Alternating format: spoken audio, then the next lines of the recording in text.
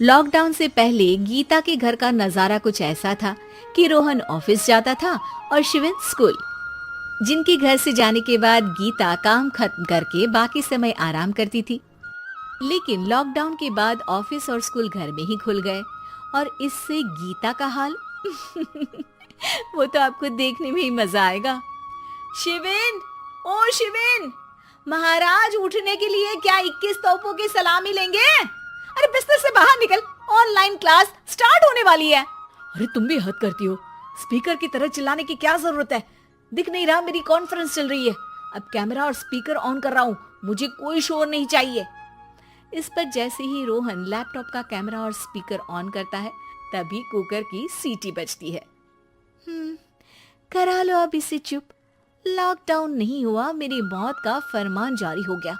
दोनों बाप बेटे ने नाक में दम किया हुआ है।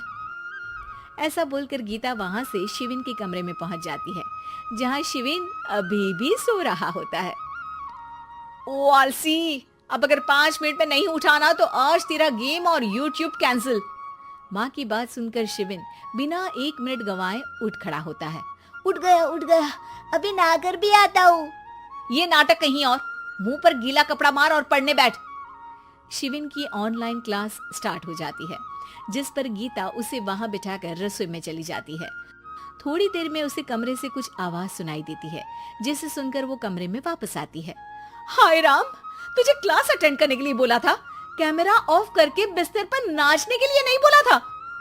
मम्मी मुझे कुछ समझ नहीं आ रहा, आप बाद में पढ़ा देना ना, वैसे भी अटेंडेंस तो लगी गई है। हाँ बेटा, जरूर बन जा, तू अभी से हम सबका बाप बन जा। अरे नहीं मतलब कहाँ से लाते हो इतना दिमाग, और पढ़ाई करते हुए ये चला कहाँ जाता है? नाइस क्वेश्चन, दिमाग से पूछकर बता दूंगा। शिविन की बातों से परेशान होकर गीता उसे मारने के लिए जैसे ही आगे बढ़ती है तभी वो कमरे से बाहर भाग जाता है। अब शिविन आगे आगे और गीता हाथ में चप्पल पकड़े उसके पीछे पीछे पूरे घर में दोनों घूम रहे होते हैं। इसी बीच वो रोहन के पास पहुंच जाता है और शिविन को मारने वाली चप्पल रोहन के लैपटॉप पर जाकर गिरती है। ओए माँ! मम्मी, अब पापा को चप्पल मार रही हो? वो आज तक के रिपोर्टर, चुपचाप जाकर क्लास अटेंड कर ले, नहीं तो अगली तेरे पीछे लगेगी। इस पर शिविन वहां से चला जाता है, जिसके बाद रोहन गीता से कहता है, इस सर्कस के लिए कुछ बोलना चाहोगी? अरे क्या करूं, जब से तुम दोनों घर में रहने लगे हो, घर अपने आप ही सर्कस बन गया है और मैं तुम्हारी नौकर। कभी बेटी को संभालो तो कभी बाप के नखरे उठाओ।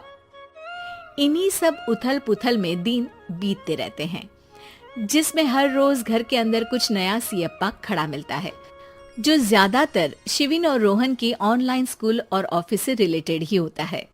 एक सुबह, शिविन चल उठ, आज की क्लास जल्दी है।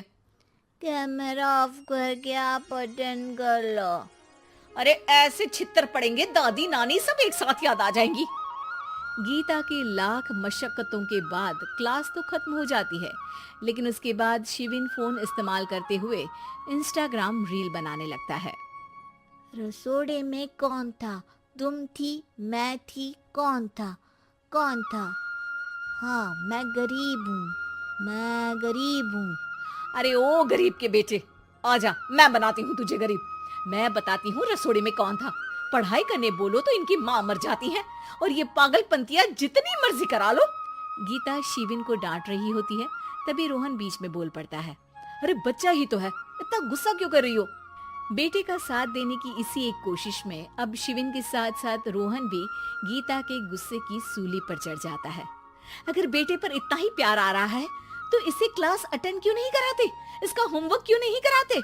उस समय तो बहुत जल्दी मीटिंग आ जाती है, वो काम मैं करूं और यहाँ इस बेफिजूली की चीज में तरफदारी करके बन जाओ महान। हे भगवान, कोई तो इनके ऑफिस और स्कूल खुलवाओ, मैं इन्हें और घर में नहीं सह सकती। अरे कुछ और मांग लेती, क्योंकि तुम्हारी ये विश इस साल तो पूरी होने से रही, कोरोना। हाय नास बेटे ने जिंदगी ही बर्बाद कर दी। खाए कोई पचाए कोई, कल मुझे चुन चुन कर सबको मेरी बद्दुआ लगेगी। उन्होंने दुनिया का और इन बाप बेटे दोनों ने मेरा जीना मुश्किल कर दिया। गीता वहां से चली जाती है, जिसके बाद रोहन शिविन से कहता है, अरे तुम्हारी मम्मी इतनी भड़की हुई क्यों है? आपकी वजह से पूरा समय घर में रहते हो और उस पर कोई काम कराने की जगह बस ऑर्डर देते रहते हो। अच्छा बेटे, सारा इल्जाम मुझ पर, पूरा दिन तो वो तुम पर ही चिल्लाती है। हाँ, मतलब दोनों का 50-50 है, कुछ करना पड़ेगा। वो कहते ना, make the best out of worst. I have an idea. वैसे तुम्हारी माँ सही कहती है, बहुत जुबान चलाने लगे हो, कम बोला करो। अगली सुबह रोहन और शिविन अपनी गलती को सुधारने के लिए गीता के उठने से पहले घर का आधा काम खत्म कर देते हैं, जिसे देखकर गीता खुश हो जाती है और फिर बाकी बचा काम वो तीनों मिलकर पूरा कर लेते हैं। जिसके बाद अब वो सब मिल बांट कर हर काम में एक दूसरे की मदद करते हुए लॉकडाउन का मजा लेने लगते हैं।